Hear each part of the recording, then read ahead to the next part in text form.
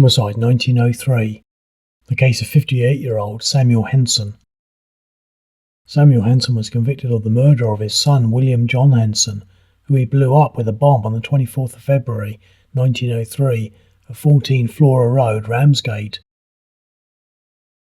Samuel Henson, who had frequently caused explosions, had gone to his house where his wife lived with their son and a lodger.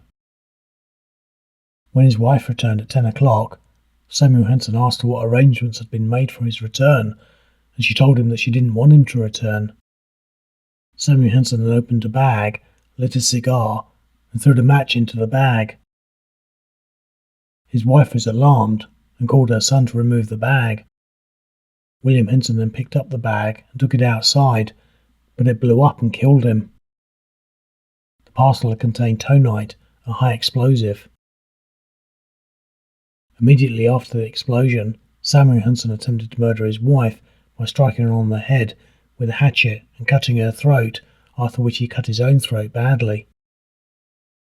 A policeman that had been on duty about 400 yards from Flora Road said he heard an explosion at about 12:15 a.m.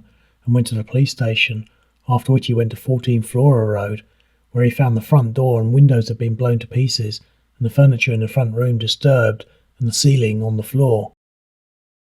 He said that he then found Samuel Henson in the kitchen on the sofa sitting down. He noted that there was a smell of sulphur. He said that they then found William Henson's body in the scullery. He noted that he had been very intimate with William Henson and said that he had no knowledge of explosives that he knew of. He said that he then saw Samuel Henson in the kitchen and spoke to him, but got no reply, and then brought him out into the passage and saw that he had a wound in his throat, and so he sent for a doctor and an ambulance.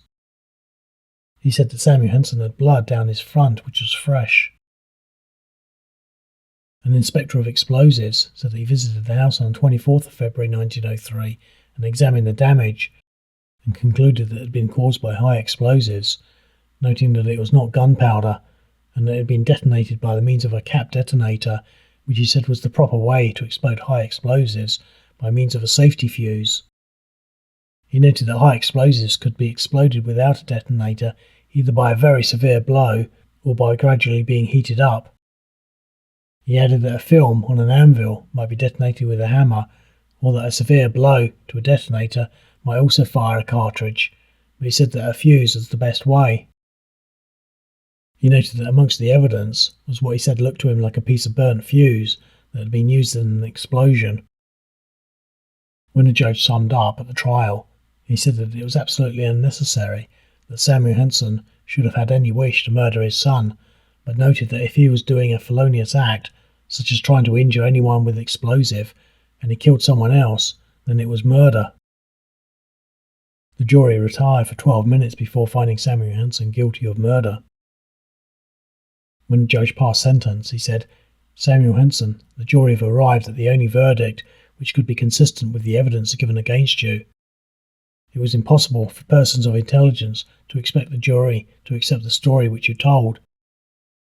There cannot be a shadow of a doubt that you made up your mind to take the life of your wife, that you prepared to do so by getting that large amount of high and fearful explosive.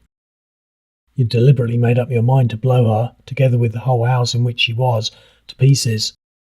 You were reckless, not only to your own life, but the life of your son, whom you knew to be in the room, and the lodger, whom you knew to be in bed upstairs, and who only escaped through the call that your wife gave when she knew what you had done. I have only one duty to perform. I entreat you, in what remains of your time, to make your peace with your Maker."